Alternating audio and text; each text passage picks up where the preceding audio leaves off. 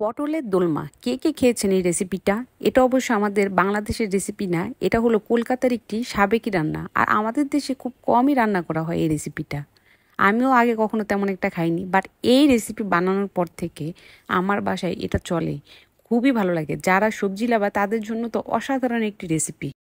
এখানে আমি মোটামুটি হাফ কেজি পরিমাণে পটল নিয়ে, দেখছেন তো ভিডিওতে কিভাবে আমি পটলগুলো ছাড়িয়ে নিয়েছি। একটা চামচের ডাঁটি দিয়ে প্রত্যেকটা পটল এভাবে ছাড়িয়ে নেবেন। আমার প্রত্যেকটা পটলের বিচিগুলো ছাড়ানো শেষ হয়ে গেছে। বিচিগুলো অবশ্যই ফেলবেন না, এগুলো আমরা চিকেনের কিমার সাথে ব্লেন্ডার করে তারপরে দিব। আমি এখানে একটা ভুল করেছি, চিকেনের কিমা আর পটলের বিচিগুলো একসাথে দিয়ে দিয়েছি। আগে আপনারা পটলের বিচিগুলো একটু ব্লেন্ড করে তারপরে চিকেন দিয়ে এরপরে ব্লেন্ড করবেন, তা না হলে কিন্তু একটু বেশি ব্লেন্ড হয়ে যায় চিকেনগুলো। আমি কড়াইতে সামান্য তেল আর একটু লবণ দিয়ে পটলগুলো হালকা করে ভেজে নিব।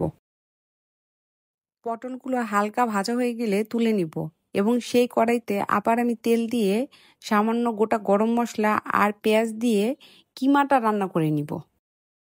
পেঁয়াজটা হালকা একটু গোল্ডেন কালার হয়ে গেলে এখানে আমি 1 চা চামচ করে আদা রসুন বাটা, তারপরে সামান্য পানি দিয়ে হলুদের গুঁড়া, মরিচের গুঁড়া এবং ধনের গুঁড়ো 1 চা চামচ করে দিয়ে খুব ভালোভাবে মশলাটা কষে নিব।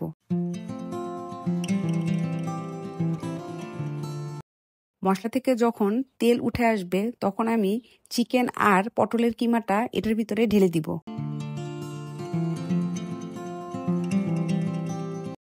কিমাটা মশলার সাথে খুব ভালোভাবে মিশিয়ে সামান্য একটু হালকা কুসুম গরম পানি এটার ভিতরে ঢেলে দিব।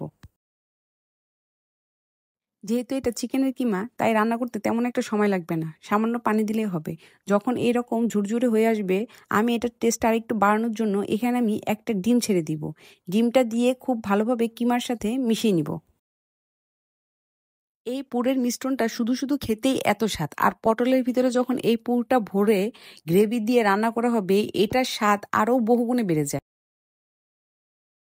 কলকাতার কোনো ভিডিও বা ছবি দেখলেই দেখতাম এই পটলের দোরমাটা তারা খুব ভালোভাবে এবং খুব মজা করে খায়।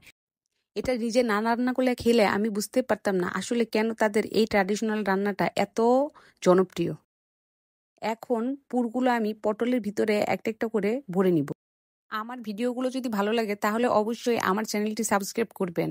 আর আপনারা নতুন নতুন কি ভিডিও দেখতে চান অবশ্যই কমেন্ট করে জানাবেন। আমি চেষ্টা করব আপনাদের নতুন নতুন এবং খুব সহজভাবে রেসিপি দেওয়ার জন্য।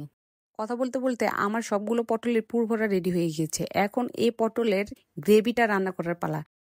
এখানে আমি 2টা মিডিয়াম সাইজের পেঁয়াজ আর 1 চামচ করে সরিষা আর পোস্তদানা ব্লেন্ড করে নিয়েছি।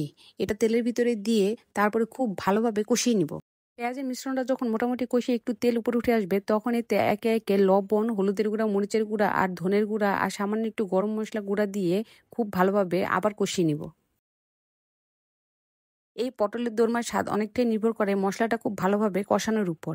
মশলাটা মোটামুটি যখন এইভাবে কষে যাবে, তারপরে আমি একটু টক দই ফেটিয়ে মশলাটার ভিতরে দিয়ে আবার খুব ভালোভাবে নেড়েচেড়ে মিশিয়ে নিব।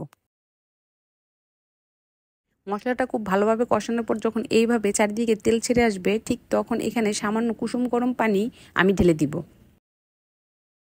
পানিতে বলক চলে আসলে তখন আমি সবগুলো পটল একসাথে ঢেলে নেড়েচেড়ে মিশিয়ে নিব এবং খুব কম আছে পটলগুলো রান্না করব ঢেকে। 10 মিনিট ঢেকে রান্না করার পরই এইরকম সুন্দর একটা কালার চলে আসবে পটলের দোলমায়। ও দেখেই এখন আবার আমার খেতে ইচ্ছে করছে। ব্যাস তৈরি হয়ে গেল এই সুস্বাদু পটলের দোলমা। এটা আপনারা পোলাও বা ভাত যেকোনো কিছুর সাথেই খেতে পারবেন। নামানোর আগে 3-4টা কাঁচামরিচ দিয়ে বেশ সুন্দর করে পরিবেশন করবে। আপনি আপনার গেস্টের সামনে দিলেই তখন সবাই তাকিয়ে থাকবে এটা কি বানিয়েছে। আমার রেসিপিতে যদি কেউ পটলের দোলমা বানিয়ে থাকেন তাহলে অবশ্যই কমেন্ট সেকশনে কমেন্ট করে আমাকে জানাবেন। আরও নতুন নতুন ভিডিও পেতে আমার চ্যানেলটি সাবস্ক্রাইব করবেন প্লিজ। এখন গরম গরম ভাতের সাথে এই পটলের দোলমা টেস্ট করার পালা। অসাধারণ হয়েছে খেতে, আর ভিতরের পুরগুলো এত সুন্দরভাবে এটার সাথে মিশে গিয়েছে আর কি বলবো। অবশ্যই আমার এই রেসিপিটা দেখলে আপনারা বানিয়ে খাবেন, আর যদি কোনো ভুল হয়ে থাকে তাহলে অবশ্যই আমাকে কমেন্ট করে জানাবেন। Thank you for watching my video.